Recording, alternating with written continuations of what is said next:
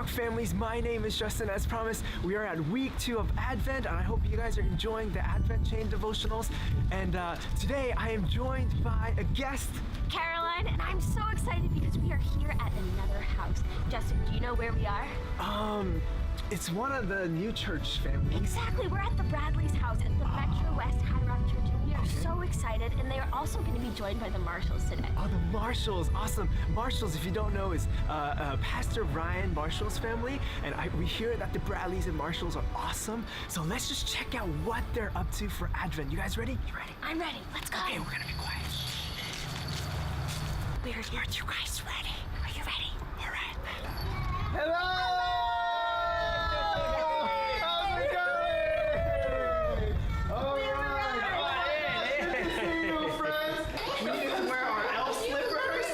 Well, we're here to celebrate Christmas and Advent when we get ready to celebrate Christmas. So we wanted to do a little bit of an activity. You guys have been doing like a chain. Well, we were going to do our Advent chain actually just now. Let's do that. I brought my own chain. So we are going to be doing day 6, correct? Yeah. Read Luke 2:1. Together as a family, eat ice cream cookies. Well, let's read Luke 2:1. In those days, Caesar Augustus issued a decree that a census should be taken of the entire Roman world. Awesome. Thank you, Mr. Rob. So, we brought some ice cream for the kiddos, so let's go. We brought some ice cream, and we need to eat it now because it's starting to like melt. Yes. We're gonna go to the table. Yeah. Oh yes, that's fine. So, we brought some ice cream, and we gotta make sure. Alright, but you can't taste it yet because We gotta eat it elf together. ice cream is best taste together. So what we did was we wanted to create elf ice creams and we wanted to give it to our elf friends.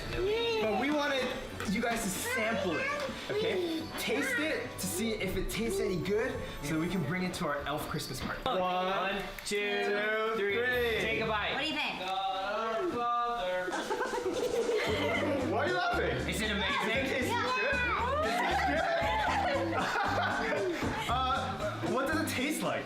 It's a mix with vanilla and banana. Banana? Just get a bit without any chocolate. Without the No sprinkles and no chocolate. How was that bite? Did they give you banana ice cream? Does it taste like ice cream? Does it taste like ice cream? What's the temperature of it? I'm gonna try a bite. Well, is it cold?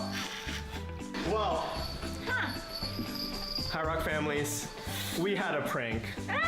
And it didn't go exactly as we planned. This ice cream, apparently it tastes like vanilla and a mix of banana, but it's actually margarine. But the kids love this, so yay!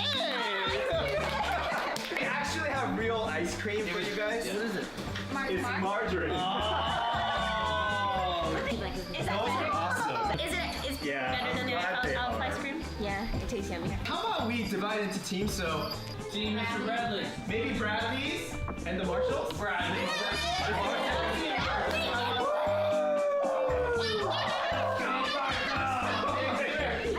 3, 2, 1, go!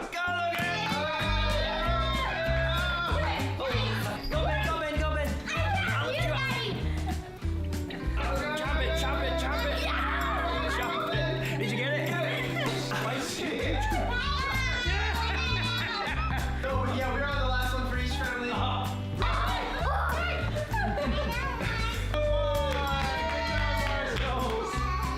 right.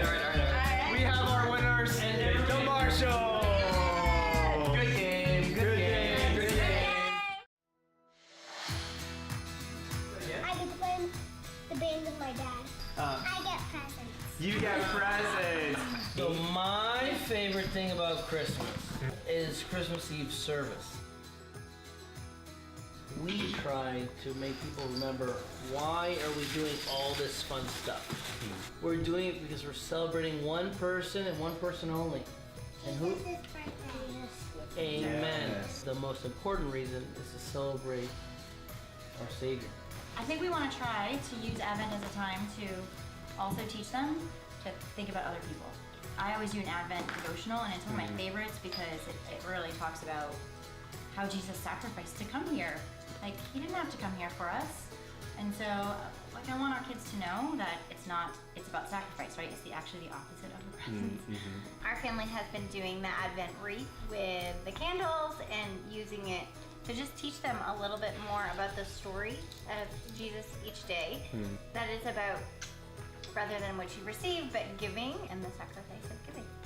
We have a CD that we like to listen to. Not only is it some of the best music just ever, but it's also some of the best Christmas and Advent music. Christ-centered and just really, really just good music also. That's great. Happy Advent!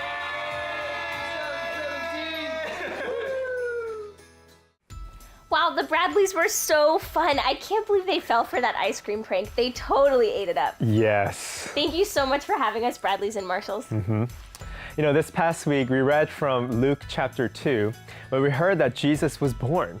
Isn't it interesting that Jesus, who was to become the savior of the world, came as a baby wrapped?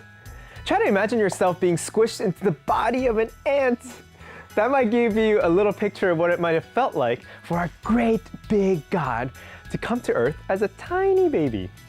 And he didn't come as a grown-up king, but as a tiny baby like some of your younger siblings. He grew up with parents and siblings and experienced the highs and the lows of being a child. You know, his brother probably took his favorite toys and broke them. And his friends probably tried to get him to make bad choices to disobey his parents. He was just like us. Wow, and imagine what it was like for the shepherds who met the angel. They must have been so scared because God's angels were actually very tall and fierce. They were more like soldiers. How have you felt when you came up against someone really big or tall? I would feel scared just like the shepherds. You know, I look forward to the next part of this story. As you finish this week, keep imagining what it might have been like to be each of the characters there at Jesus' birth. Imagine the love Jesus had to come down to be with us. Imagine the faith Mary and Joseph had to trust God through all the challenges that they faced. Consider the excitement of the shepherds, who most people could care less about, getting invited to the most significant birth ever in history. We'll see you again next Wednesday.